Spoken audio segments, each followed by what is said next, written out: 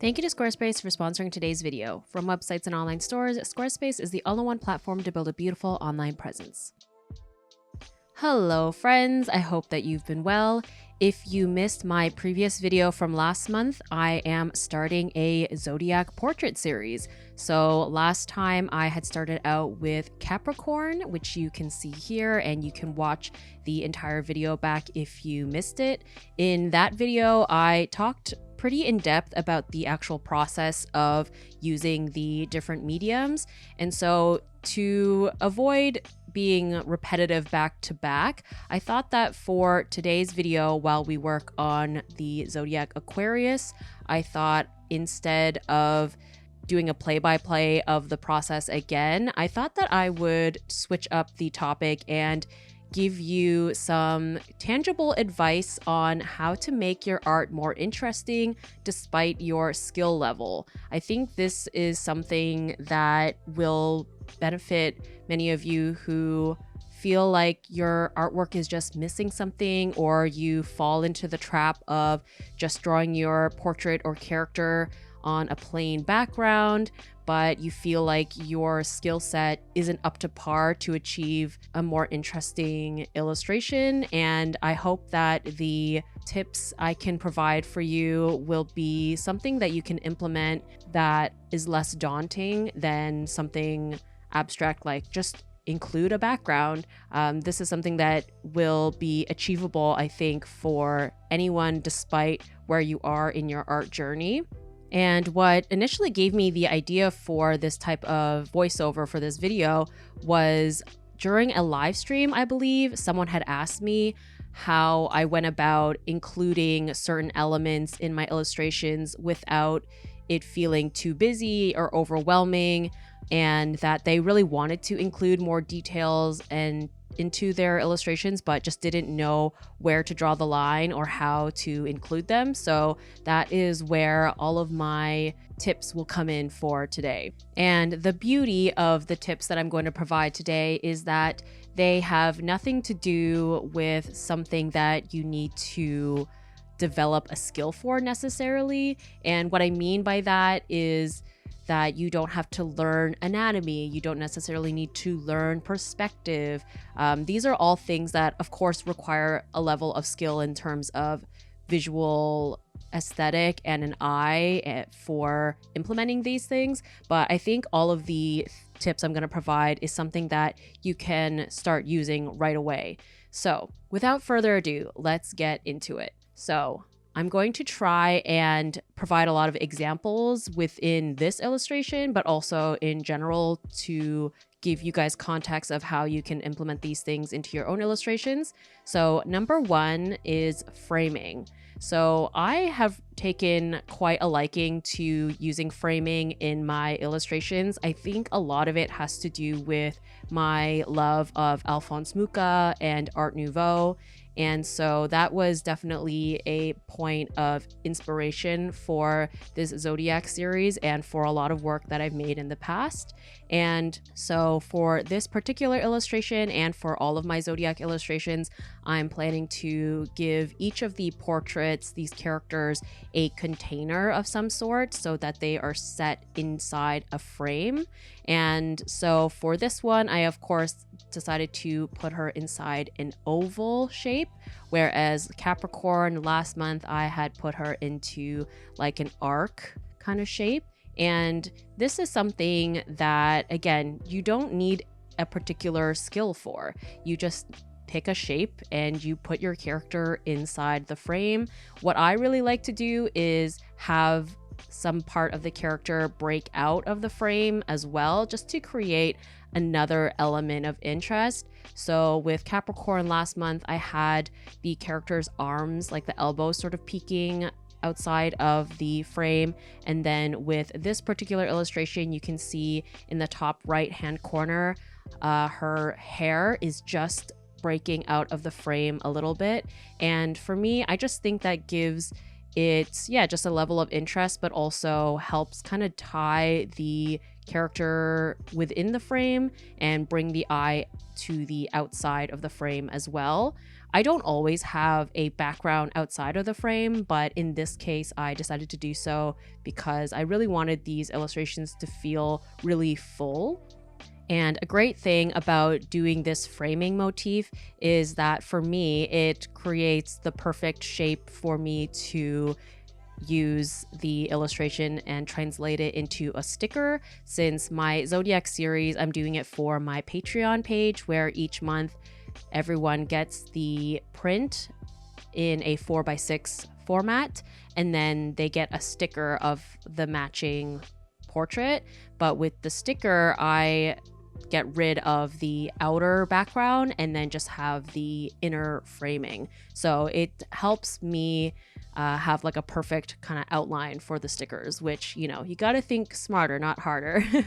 The framing that I've done in this illustration, of course, is very, very simple. It's just a kind of thick outline, but you could take it a step further and make it a really ornate frame. You could put a pattern within the frame, or you don't even necessarily need to do a literal frame like this. You could also implement tangible things to frame the character. So for example, if you had a character in the center and you had a bunch of trees on each side of the character, that could also be a form of framing.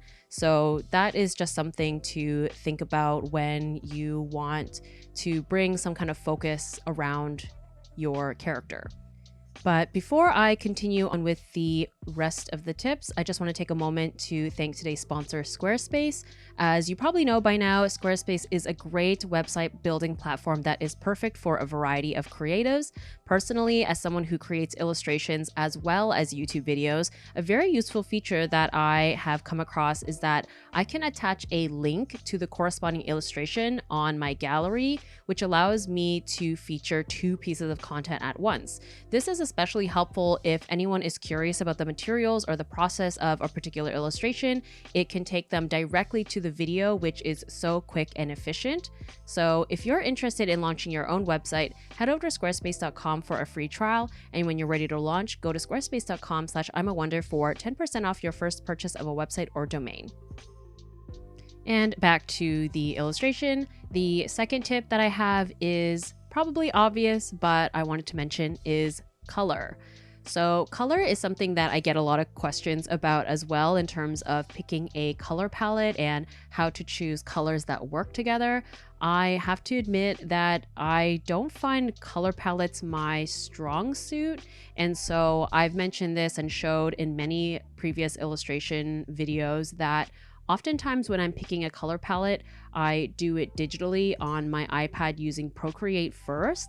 The colors obviously don't always translate exactly the same from digital to the traditional medium, but it at least gives me the option to play around with the color palettes quite a lot beforehand. And so that is a method that I use a lot because I don't always know exactly what's going to work until I just visually see it. But with this illustration, how I got my start with where to begin is that with Aquarius, the color scheme is very blue. The ones that I think I'd written down specifically was like a light blue, a turquoise, and maybe like a deeper blue.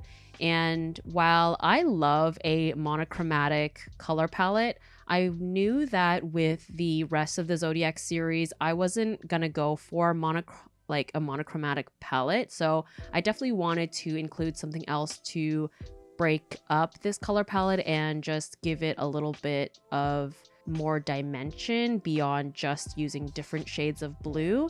And so to give it some contrast, the complementary color to blue is orange. And I don't typically favor a traditional primary orange. So I decided to go the route of something leaning towards a peach. And so the peach was fairly straightforward to include for the skin. And then I also included that for the hair. And then to just bring it to the rest of the illustration to kind of carry the eye for the viewer, the peach I also brought into the clouds in the background as well. And then of course with the blues, I used varying shades. I used like an aqua blue, I used a kind of cobalt ultramarine type blue, and used varying shades of blue throughout the illustration. And I guess another tip that I would have with color is to go with a limited color palette if you find color really intimidating. So with this illustration, even though in the end it does feel pretty dynamic because of the different varying values of color, when you really think about it, it's basically blue and peach with a black background. You don't see it yet, but we will see later on. The black background, I mean, is the one that's going to be inside the frame. But of course, you can use color in many different ways. You could go for a monochromatic color palette where it's just several different shades of purple, for example, or you could have a really limited color palette but have a very strong focal point. So another example could be if I chose to make this entire illustration varying shades of blue, but then just had maybe like the cheeks and the lips the peach color, or you could do something that's black and white, but then you have like a bold yellow or something like that. Just think about what you're trying to convey in your illustration, and then that will help give you some kind of launching point for where you want the color palette to go. My third tip is movement. So with this illustration, you might not necessarily think movement because it's just a portrait, but what I mean by movement doesn't necessarily have to be a physicality of the character, but in terms of something that's drawing the eye kind of through the illustration. So with this one, I could have very much just had her looking right at the viewer, or I could have not included like the hand. But what I decided to do with this, especially given that I wanted to include the clouds in the background, and the reasoning for the clouds in the background is because Aquarius is an air sign, I decided that with the hair, that's where I was going to focus creating a gust of wind, at least the illusion of that. And not only does that create a lot of volume in her hair, but also it draws the eye kind of through the frame, having the strands of hair also break out of the frame and kind of moving towards the right and kind of upwards. And then having the hand on the opposite side sort of like reinforces that, and then also having the character look in that direction, and then also the waves on the dress of her, the top of her dress, it also is sort of moving in that direction as well, which also draws the eye. And I also have that little swirl in the dress, like the waves design. So even though this is essentially just a portrait, as opposed to like a character dancing or fighting or something like that, there's still ways that you can include movement, and it just makes a standard portrait feel a little bit more dynamic. Something that you could also do in certain cases that I've done as well is with I've had characters where they have like ribbons or bows, and I make the ribbons sort of like floating in the wind as well. Or you could also include leaves or flower petals, snow kind of moving through the piece, something just to give the piece a little bit of a dynamic feel, even if your character isn't necessarily moving. Also, this can definitely be applied to illustrations that don't include a person or a character. I just use that as an example because that's the type of work that I make, and I assume a lot of you viewing my work are creating work in that vein. But including those types of elements, of course, could definitely apply to abstract or landscapes, whatever type of artwork that you're making. The fourth tip that I want to mention is texture. So with my work, texture is very, very subtle and not always present, but it is something that I'm trying to introduce a little bit more into my illustrations.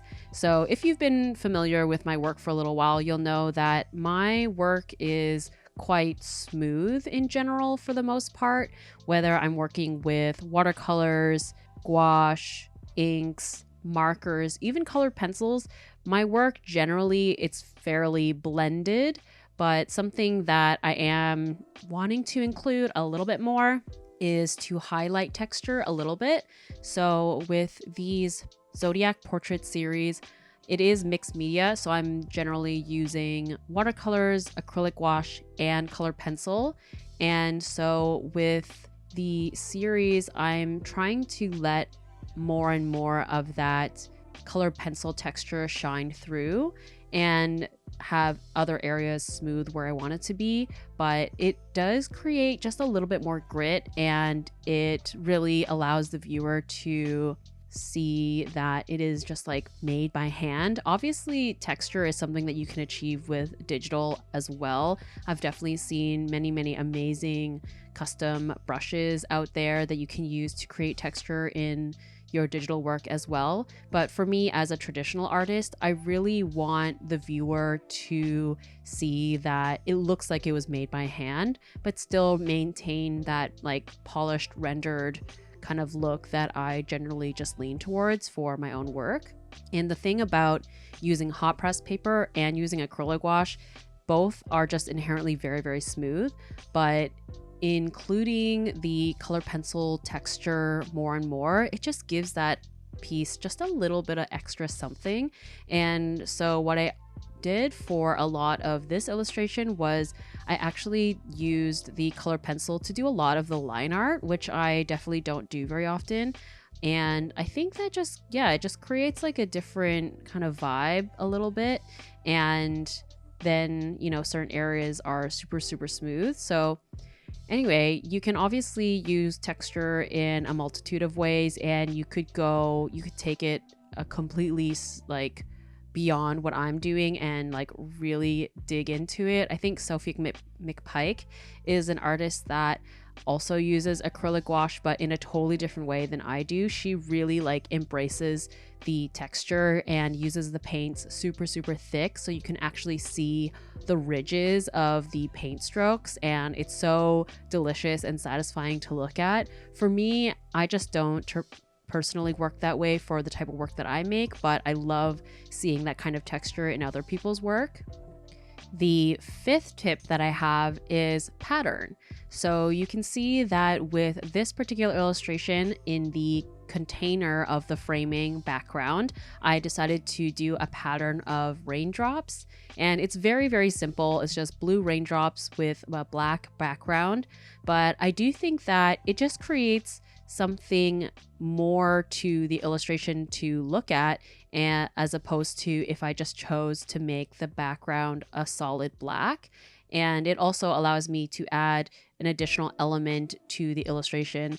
And with Aquarius, it is an air sign, but the character, or the sign I should say, is a water bearer. And something that I took note of with this Zodiac series is that I've heard many people express that they don't really tend to favor some of the Zodiac tropes, I guess, or just the cliches that are commonly used. And when you look at an Aquarius kind of motif, for the most part, a lot of the times it's a character literally pouring water, and there's nothing wrong with that, but just hearing from people expressing that they want something different from the Zodiac, or just a different interpretation, I decided to forego the literal water pouring and decided to go with just including a lot of water motifs. So of course the top of the dress here is the very much inspired wave design by Hokusai, and then I also included the water droplets in the background inside the frame, and on her kind of transparent glove I also included little seashells and like little starfish to also really stay on the water theme. Which brings me to my sixth tip, which is details. So details seems kind of broad, but it is. So an example, like I just said, adding the little starfish and seashells on the transparent glove. I could have very well just left it as a solid opaque glove. It could have been just a plain glove, but it's just going that extra mile and adding in additional details where you think that it could serve to, reiterate your theme or the message of the illustration. And a big thing that I like to include for my illustrations is jewelry for my characters. So the portrait here, she's got little earrings and there's little water droplets on the end. And I also added like little glitter on her eyelids. It's hard to see on camera, but just those extra little touches that give your viewer more and more to discover the longer that they look at your illustration. And of course, this doesn't have to be tangible, real world type details either. I absolutely love including, stars and sparkles and little sticker motifs in a lot of my illustrations as well. Just something to go that extra mile with your illustration. And then for the final 7th tip, this is something that I didn't implement a ton with this particular illustration, but is scale. So as you would have just seen, the orchids that I included kind of on the bottom of the background, the orchids generally are roughly about the same size, but on either end, I did include one kind of larger orchid to give it a little bit more dimension and depth. And it does kind of give the illusion of perspective a little bit, but you could definitely play with scale even more. I feel like I could have, if I really wanted to, have like a really kind of deep field of orchids. I could have included really, really small ones further back. But since you can't really see that outer background a ton, I didn't really think that was super important, and it's also not the focal point of this illustration, but it does just create that little bit of extra interest when your viewer is looking at it. And the reason why I included orchids is because that is one of the flowers that represents Aquarius, and I really wanted to have this cloud motif on the top, but didn't necessarily want it to be clouds all the way through. I really like the idea of having kind of the top half be brighter and lighter in value, and then having it darker towards the bottom so that the viewer is a little bit more drawn to the brighter parts that are closer to her face. And yeah, the thing about scale is that it doesn't necessarily have to be about creating perspective in the way that I described for this particular illustration, but you could also use it just in a more whimsical way. I think Alice in Wonderland is a perfect example with, I love the idea of this girl being humongous, and she ends up having her like legs and arms sticking outside of the windows of a tiny little house, or when she takes the drink and the snack where it makes her really, really small, and then the mushrooms and forest around her super humongous, or makes her really, really, really big. Little Thunder, if you guys are familiar with the illustrator on Instagram, she did a series of kind of cityscapes of Hong Kong, I believe, with these like Godzilla sized beautiful women kind of like laying in these cityscapes, and I just loved it. It was so beautiful. And so yeah, you can really use scale just to create really interesting ideas and motifs. And yeah, those are my 7 tips for creating more interesting illustrations. I hope that they were insightful or gave you some ideas. Obviously, I'm sure many of you were like, duh, but I thought that it was just interesting insight that I could provide to you for some of you who might have not thought of these things. And I hope that my Aquarius zodiac signs out there enjoy this particular illustration of my interpretation of the sign. And before we go, I just wanted to let y'all know, in case you didn't, that I'm teaming up with Trova Trip to take some of you with me to Korea. It's going to be from September 25th to October 1st. I love traveling. Last year, I got to go to Japan and New York with my friends, and it was just such an enriching and inspiring experience. And I would absolutely love to be able to go on a trip with all of you to Korea. This will be my first time going there. There are some really amazing things on the itinerary. And if you love travel, eating amazing food, checking out cafes, doing shopping, amazing architecture, and just experiencing a culture, I really think that you would have such an amazing time with me. There are still early bird spots available where you can save $100, and you only have to place 25% deposit to book your spot, and then you have until 90 days before the trip start to pay the rest in full. I'll have the link in the description if you want to know more details about the trip and to book your spot. And yeah, I would absolutely love to have you as my travel buddy in this fall. I think it's going to be so much fun.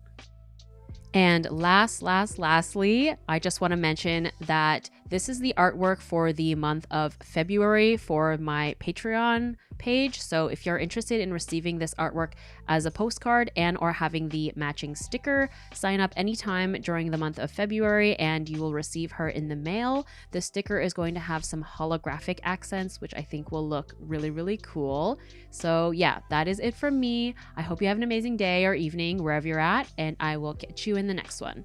Bye!